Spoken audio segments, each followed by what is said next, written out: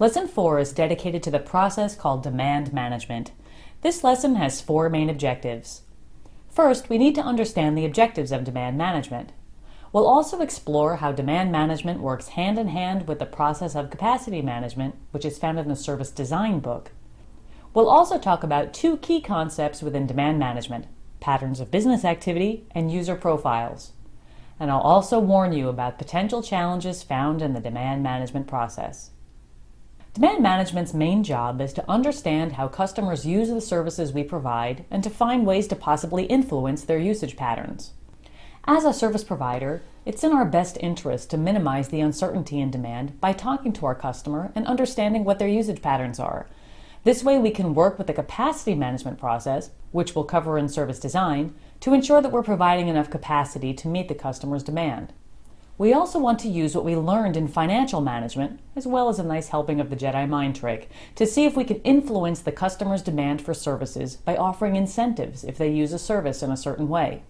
For example, why do you suppose that cell phone companies give you free nights and weekends? Well, because if they can convince you to make a phone call when the demand is low on their cellular network, then they won't have to build additional infrastructure. It's a you scratch my back, I scratch yours sort of thing. You don't use up minutes, and they don't have to build new cell towers. We also want to ensure that we're not providing too much capacity, because that's wasteful. Let's talk about that. Let's pretend that this is a bandwidth utilization chart.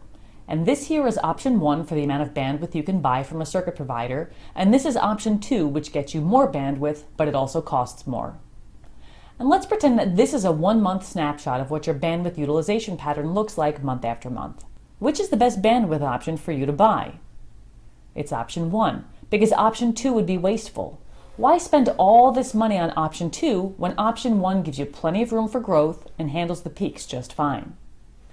Now let's pretend that the business comes to you and says, hey, today we have 1,000 employees, but on this date right here, we're going to acquire another company and we're going to double in size. Now which is the right option? Well, now it's going to be option 2, or maybe option 3, or option 4. Demand management happens here in the service strategy phase because it requires us to know what the business's strategy is. We need to know what the business has up their sleeve so we can have enough time to provide the capacity to meet the demand. Let's learn some demand management related vocabulary. First, we have patterns of business activity, which is sometimes abbreviated as PBA.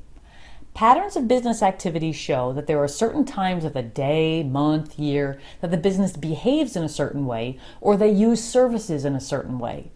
For example, your company may have month-end processing to do, which places an additional burden on your accounting applications.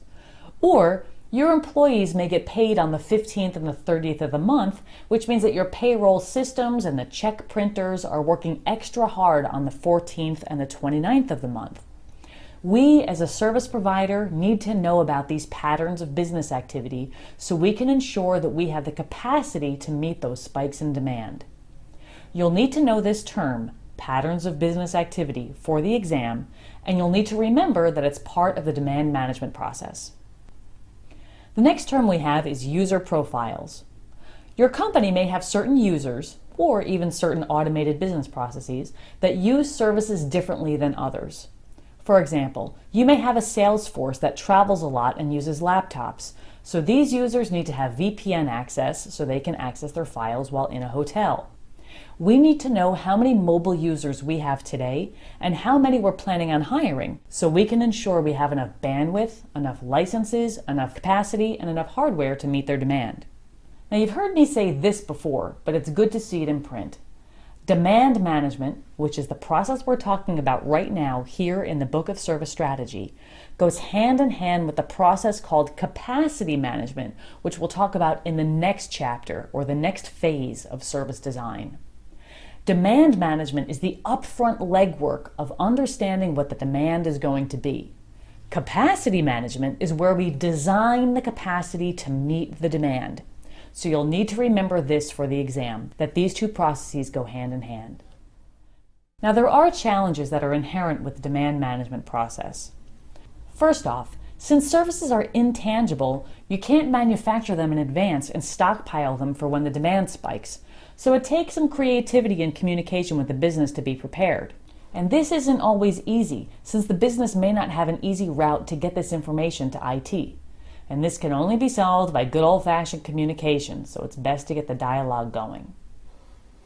Another challenge is that demand is tricky to measure. How do you measure how much of something someone wants or will need?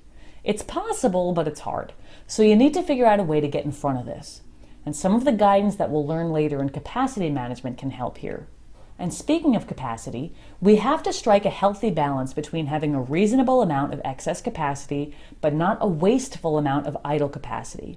Again, the guidance in capacity management can help here. And lastly, demand management is super important, especially since it happens so early on in the life cycle, and so much is built upon what we learn here in this process. We need to get it right because so much of what happens downstream depends on it. No pressure. The idle books will provide a few tips and tricks for overcoming these challenges, but ultimately it's up to each organization to figure it out for themselves. And this, my friends, concludes Lesson 4, and it also concludes the bulk of the material here in the service strategy phase. So let's finish off this chapter with some sample questions based on what we learned in Chapter 2.